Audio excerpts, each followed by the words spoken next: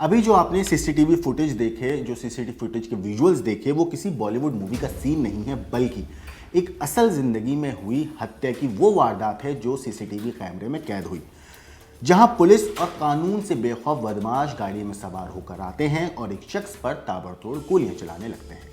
इतना ही नहीं, बिजनेसमैन की हत्या करने के बाद अपराधी बड़े आराम से गाड़ी में बैठते हैं और मौका वारदात से फरार हो जाते हैं। नमस्कार, मेरा नाम है मोहम्मद आसिम और आप देख रहे हैं क्राइम तक। पुलिस की गिरफ्त में ठाठ से चलते ये वो शातिर अपराधी हैं जिन्होंने अभी जो आपने सीसीटीवी फुटेज देखा, उन बदमाशों की मदद करी थी इन्हीं लोगों ने। दरअसल ये वही अपराधी हैं जिन्होंने एक के बाद एक कई राउंड करने वाले उन बदमाशों को इस हत्याकांड से जुड़ी छोटी से छोटी जानकारी मुहैया कराई थी। अब आप ये सोशल मीडिया पोस्ट को भी देखिए जहां ये अपने गुनाहों को कबूल भी कर रहे हैं। असल में हरियाणा के सोनीपत के मूर्थल स्थित गुलशन ढाबे पर शराब कारोबारी सुंदर मलिक की गोलियों से भूनकर हत्या कर दी गई थी। इस हत्या की ये जो पूरी वारदात थी, ये पास में लगे सीसीटीवी कैमरे में कैद हो गई थी।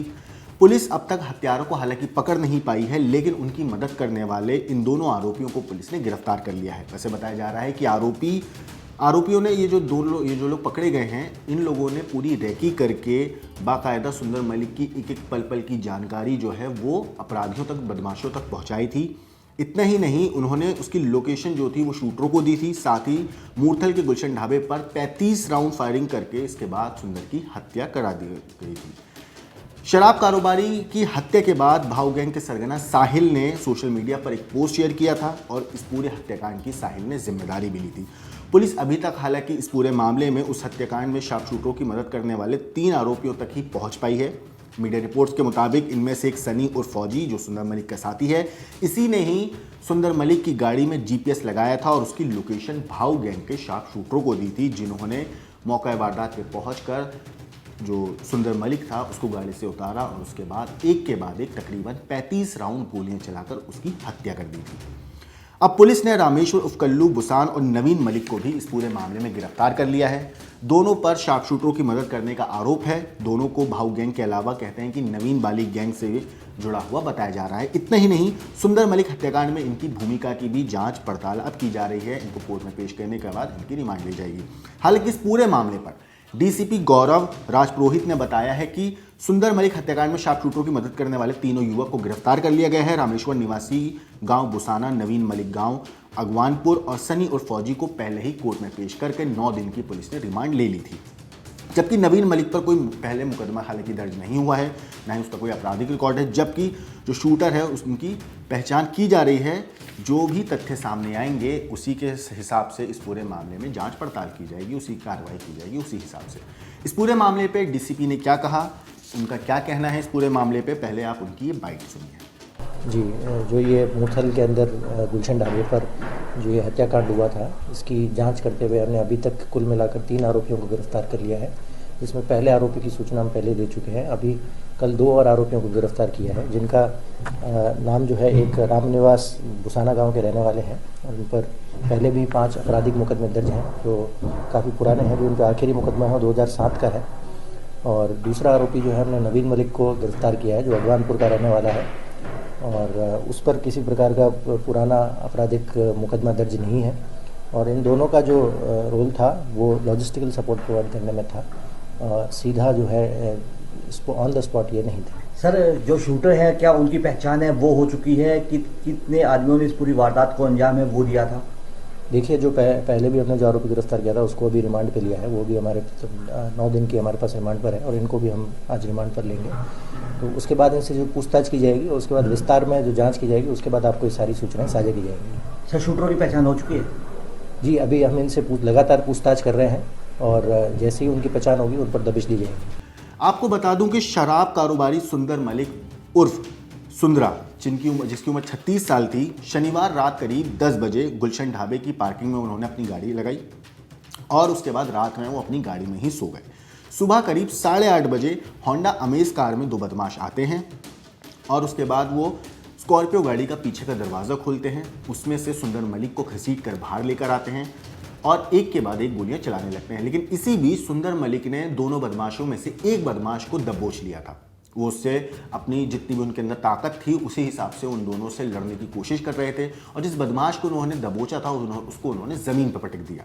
यहाँ उन दोनों के बीच में हाथापाई हो ही रही थी कि जो दूसरा बदमाश था वो मौका देखकर सुंदर मलिक के ऊपर एक के बाद एक कई राउंड फायरिंग करता है, जहां पर उनकी मौत हो जाती है। इसके बाद जो हमलावर थे वो गाड़ी में बैठकर गाड़ी में सवार होते हैं और वहां से भाग निकलते हैं। पुलिस मौके पर पहुंचे और करीब 35 खाली खोल जो है गोलियों के बरामद किए। मृतक के ममेरे भाई सुनील कुमार ने के बयान पर गांव के श्यामा और अजय के खिलाफ हत्या और षड्यंत्र रचने का मुकदमा पुलिस ने फिर दर्ज किया था।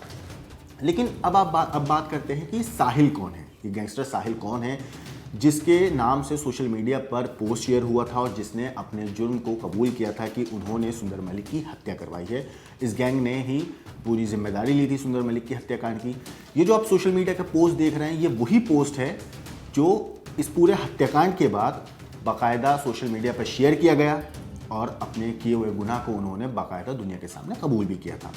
हालांकि साहिल मलिक ये वो शख्स है जिसके खिलाफ रोहतक पुलिस ने हत्या का प्रयास, जालसाजी, रंगदारी, आपराधिक साजिश, धोखाधड़ी के मामले दर्ज किए थे। भारत से फरार होकर विदेश में रह रहे आरोपी जो है साहिल, उसको इंटरपोल की सहायता से रेड कॉर्नर नोटिस जारी करवाया जा चुका है पिछले साल। वो रोहतक के मोस्ट वांटेड अपराधियों की लिस्ट में भी शामिल है।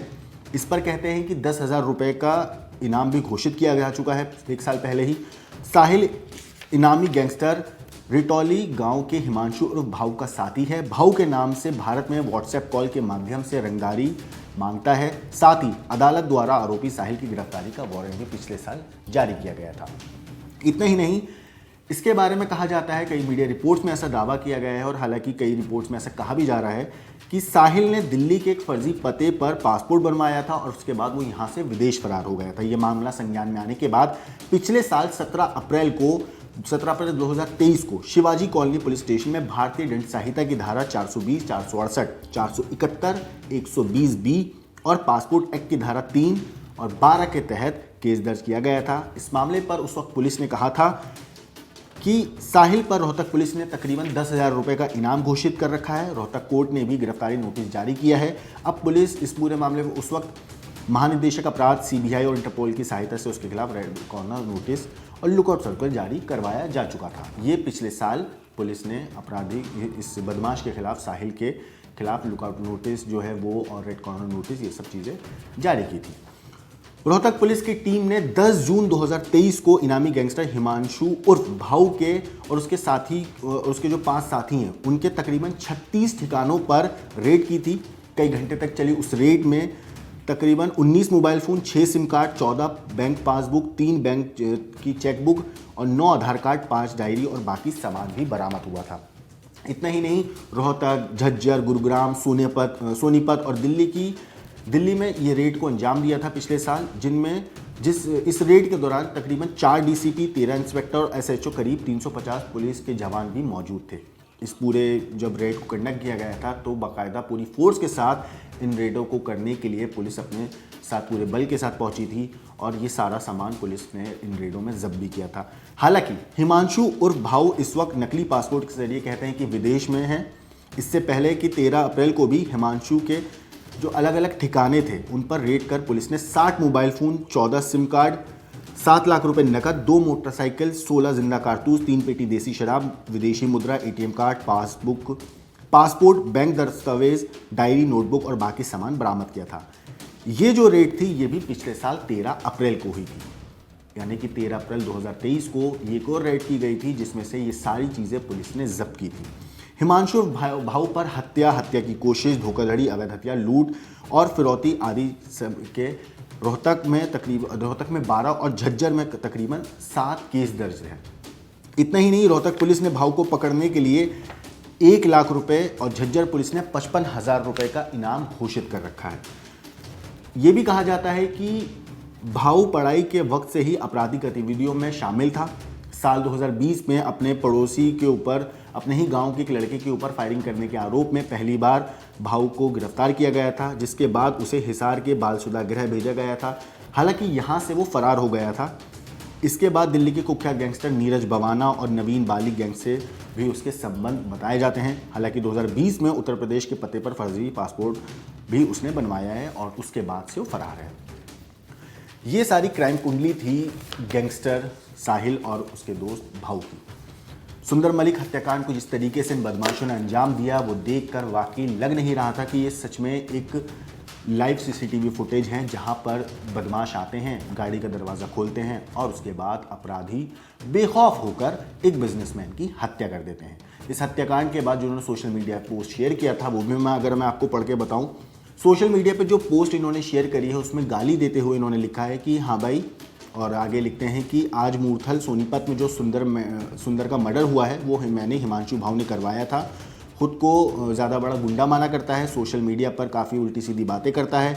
हम हर आदमी को जो भी हमारे खिलाफ चलता है उसको रिज़ल्ट देते हैं और बहुत बढ़िया रिज़ल्ट देते हैं और आगे भी ऐसे धमाके होते रहेंगे और जो भी एडवांस चलेगा तैयार रहो, मौत कभी भी आ सकती है। भाव रिटोलिया, नीरज, फरीदपुर, काला, खरेमपुरिया, सौरभ, गडोली, भाव गैंग सिंस 2020। ये इन लोगों का एक पैटर्न बन चुका है आजकल गैंगस्टरों का, बदमाशों का, कि पहले हत्या करते हैं और उसके बाद बड़े आराम से सोशल मीडिया पर एक पोस्ट शेयर कर देते हैं और उस पोस्ट में बेखौफ होकर जिम्मेदारी ले देते हैं और अपने जुर्म को कबूल कर लेते हैं कि भाई हमने कत्ल कर दिया है, हमने किया है, अब जो करना है कर दो। खुला चैलेंज ये लोग हमारी जांच एजेंसियों को देते हैं, पुलिस को देते हैं और बाकायदा अपने किए हुए को, या यूँ कहूँ कि अपने डर को फैलाने के लिए इस तरीके की हरकत भी करते हैं। हालांकि ये लोग देश में रह के नहीं करते हैं, विदेश में बैठकर ये मैसेज टाइप करते हैं सोशल मीडिया पे और उसके बाद अपने किए हुए गुनाह को कबूल भी कर लेते हैं। और ये हाल के दिनों में कई बार ऐसा देखने को भी मिला है, चाहे वो गोल्डी बरार हो या फिर लॉरेंस बिश्नोई हो या कोई भी गैंगस्टर हो, जब भी वो इस तरीके की कोई वारदात को अंजाम देते हैं ये लोग, और उस अंजाम देने के बाद उस वारदात को ये सोशल मीडिया पर अपनी पोस्ट शेयर कर देते हैं और उसके बाद हत्या की जिम्मेदारी ले लेते हैं। गोल्डी बरार, रोहित गुदारा, लॉरेंस बिश्नोई, जितने भी गैंगस्टर हैं वो सब लोगों का भी ये फिक्स पैटर्न बन चुका है कि दुनिया में अपने नाम का खौफ है, शायद ये वो पैदा करने के लिए इस तरीके की हरकत करते हैं कि खुलेआम एक बाकायदा पोस्ट शेयर करके अपने किए हुए गुनाह को कबूल कर लेते हैं। फिलहाल ये सारे बदमाशों के ऊपर, इन गैंगस्टरों के ऊपर आपका क्या कहना है, आपका क्या सोचना है, हमें कमेंट करके ज़रूर बताइएगा। लेकिन देश और दुनिया की क्राइम की खबरों के लिए देखते रहिए